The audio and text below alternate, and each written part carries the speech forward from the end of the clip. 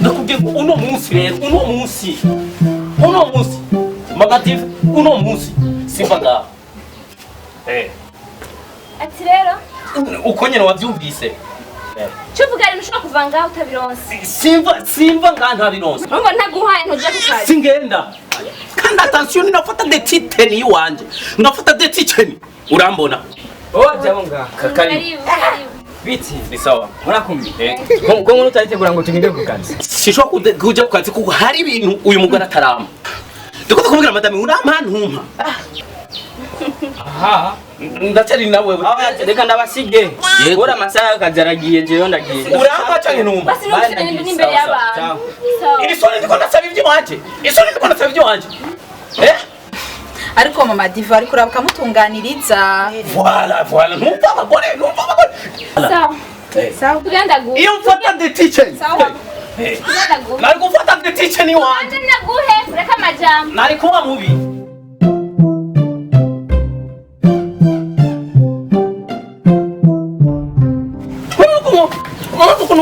waruende tukugirume gaho cigisambo gusa mara kigende kiriye niraso iwawe aya nameraso wawe makati sinakwe mu mfuki wanje piga mushusho ningali muzima babanika none kubwiye utasigiye tagusigirira uno munsi bigenda gute none bigenda gute nyine none dufungura uyu munsi uno munsi twese inzu nzima dufata igifungo twifunge komana yanjye n'abana mbeho ico gifungo n'iciki umviriza rero je nabuze amahera y'irasiyo no kuvuga rero yuko kuko nabuze amahera yo kujya twese cya dufata igifungo dufunge tumusiga basa y'abana nakubwiye ngo nta natanu mfise nta n'urumeya rwa Kongo mfise ivyo bavyita ibifungo bitagira umutwaro nta mutwaro kubona ingene twabuze rasiyo uyo ni umutwaro ni ukuvuga uno munsi rero turi riguko nyene tutariye ico ni igifungo kandi turiko turasengera iki sawa basi je nawe tugira amafungo ariko abana basi barone twese inzu nzima kuja muri vacances herega vacances yakugeranye kwa kantine canke kwa tonto oya kubera iki kwa tonto sinashaka ngo ndakwa kantine Allo? Sawa ndimugira kari. Sawa.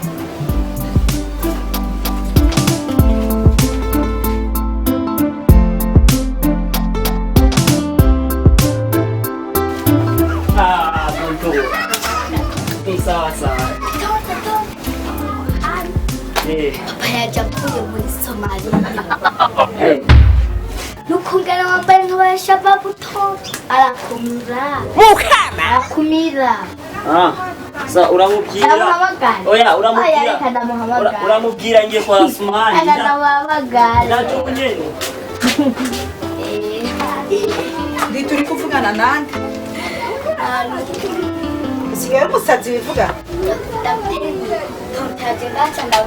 ko papa yaje avuye muri Somalia None kuri twamubeshe.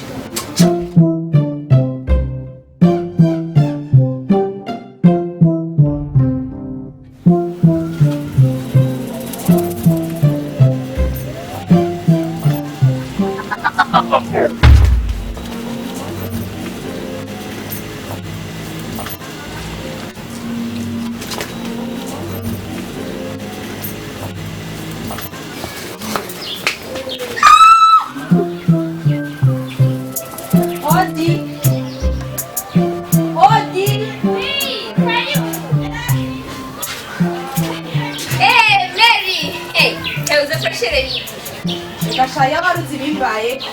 Bae. Aha namuzi. Ana bagatore. Muhama. Shedi. Ndamujera mu nushi. Yesu Bikira Maria.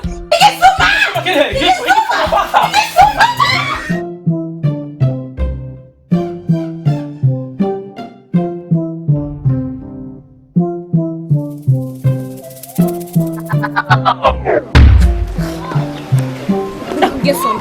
Jewe nkurikije amategeko. Hari amategeko konsoma? Kwanza abona wundi we. Bazi wundi we jewe. Umviriza, jewe nakurikije amategeko. Urumva hari amategeko konsoma jewe. Warukwiye no kungurira ifana. dati uyu muntu arambonye ndiko ndirenganira ubwo yansoma asoma nkandi umushenzi sawa madam ndakwisabira ikintu sivyo somera ngaho ivyanditswe ngaho Please kiss me. Mu Kirundi navyo bisigura iki? Koresa niwe wabimusavye. Mu Kirundi ndagusavye unsome. Voilà. Mfa niwe wabimusavye. Voilà. Kandi kini naco ukudatahura kwacu twambara impuzu tutazi ivyanditseko. Ntidushobora no gusiguza ababizi ngo badusigurire. Ntiwasiguje ngo bazi ivyanditse. Barakunda kubwira inshuti yanje ngo ntitubabare ivy'imibiri yifuza. Senga Imana yonyene. Abakobwa uzoguma ubabona baguma baza. None uzokwiruka gushika ryari? Senga Imana yonyene. Ugasaba Imana ikaguha umukobwa mwiza.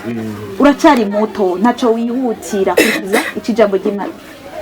ndabona nimwebwe babana muranuma ngo murabakozi b'Imana musengera abantu shaka nanje rero musenge Ashaka ribu nico tujeje kabisa.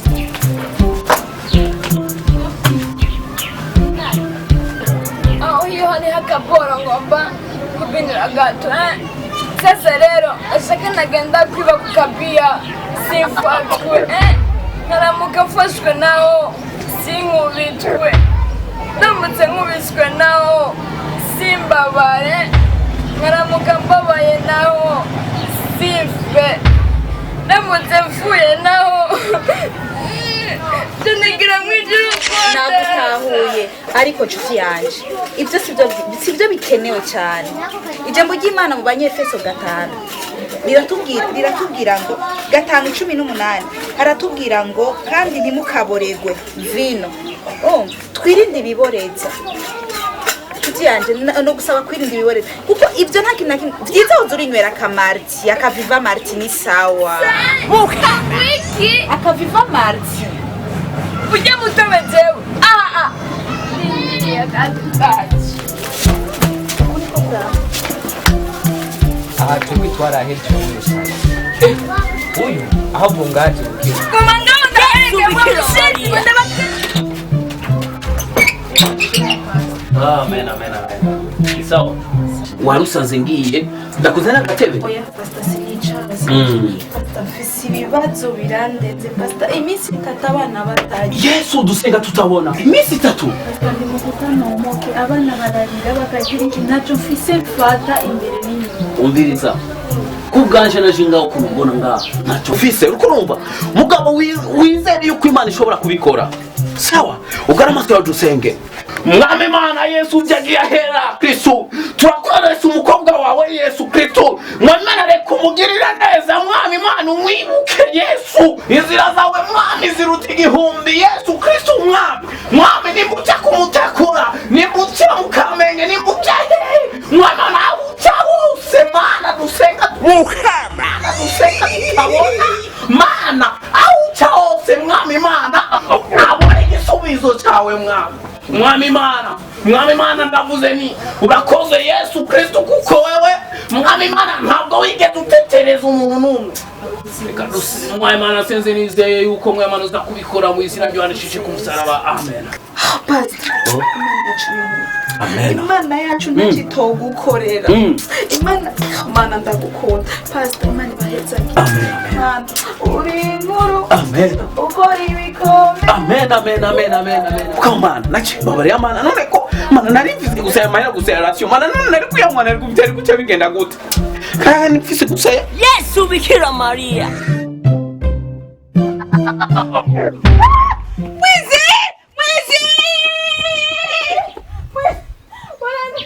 Dada vipi?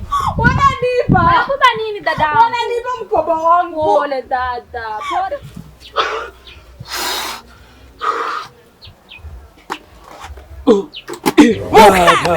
Pole sana dada. Biblia yangu. Kumbe kunaenda kanisani? Biblia yangu. Maskini watu wa barabara jameni. Baba, unaomba kunijaribu na Biblia? Yesu Bikira Maria. Ningali mdogo, naingia msandi school uko tuambia kuitambuka tu, unageuka chizi. Sasa mimi kuiba, direct Mungu ananipiga moto hapa ananichoma. Basi dada jikazi. Jaga mwizi. dada koma na ukomazike nani mwizi chukua hapo bibi chukua hapo mkaba wako wewe Neno Mungu linasema wanamtafuta Mungu kwa bidii ndio watamuona hapana wasembe kama nyinyi tembea elekea kanisani wewe Bwana wa mabwana, unaamua kugeuza kitabu cha Mathayo kuwa limitere za dimiri. Mukana. Ya, Kula mwizi. ona dayo, shamba kidogo nikwambie, shamba kidogo.